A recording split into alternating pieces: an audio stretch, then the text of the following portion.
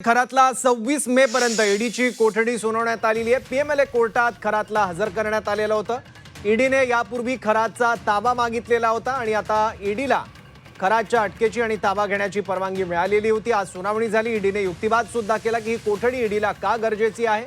त्यासाठी वेगवेगळ्या व्यवहारांचा आणि आर्थिक फसवणुकीचे काही दाखले सुद्धा ईडीच्या वकिलांनी दिले आणि त्यानंतर आता खरातला 26 मे पर्यंत ईडी कोठडी सुनावण्यात आली। आणखी माहिती घेऊया आपली प्रतिनिधी मनश्री पाठककडून। मनश्री,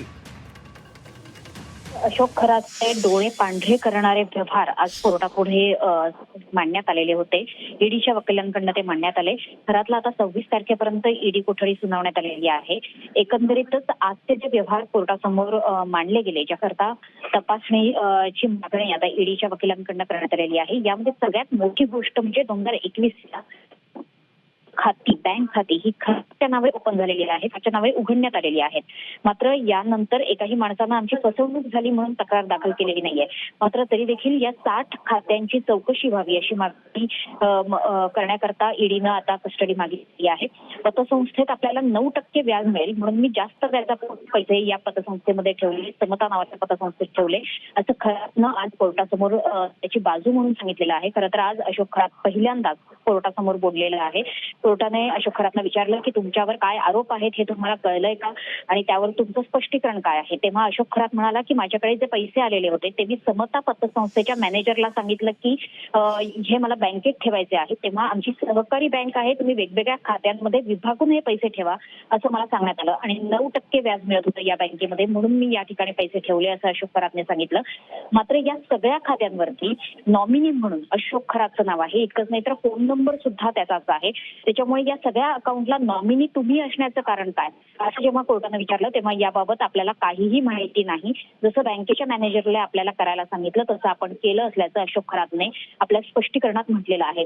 मात्र अशोक खरातचे जे डोळे पांढरे करणारे व्यवहार आहेत यामध्ये जवळपास 60 बँक खाती, इतकंच नाही तर साधारणतः 30 ते 32 बेनामी खाती सुद्धा आहेत असं ईडीनं कोर्टासमोर सांगितलेलं आहे। जवळपास 24 कोटींच्या कॅशचं ट्रान्झॅक्शन सुद्धा झालेलं आहे।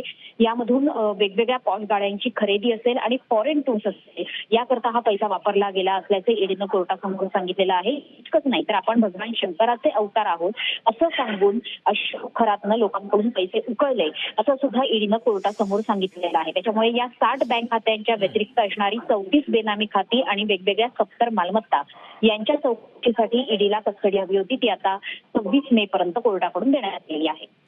मनश्री, आणखी कोणकोणती प्रकरण आहेत, आर्थिक गैरव्यवहार आहेत, आर्थिक प्रकरण आहे की ज्यामध्ये आता ईडी खरातची चौकशी करू शकते? त्यातल्या आय थिंक युक्तिवादादरम्यान काही प्रकरणांचा उल्लेख ईडीच्या वकिलांनी केलाही होता। खरातची जेव्हा सुनावणी सुरू होती तेव्हा खरात बँक ऑफ बडोदामध्ये करोडोंचे झालेले आहेत। यामध्ये 60 बँक खाती तर उघडली गेली वेगवेगळ्या ठिकाणी। मात्र यामध्ये सगळ्यात महत्वाची जी गोष्ट आहे की नॉमिनी असेल, बेनिफिशियरी असेल, कॉन्टॅक्ट नंबर असेल तो अशोक खरातचाच आहे।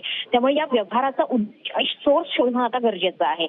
इतकंच नाही तर कंत्राटदाराकडून 5 कोटीहून अधिक रक्कम उकळून त्याच्यातून गाड्या आणि फार्म हाऊसचं काम केल्याचा सुद्धा आरोप आहे। सोबतच तक्रारदाराचं क्रेडिट कार्ड खरातनं वापरलंय देखील एक तक्रार समोर आहे। यामध्ये हर्षद पोपळे आणि ललित पोपळे यांच्याकडून आरोपीनं म्हणजे खरातनं वेगवेगळ्या कारणांसाठी करोडो रुपये उकळलेले आहेत। अकाउंट ओपन केलेली आहेत, त्याच्यामध्ये वारस म्हणून अशोक खरातचाच नंबर आहे।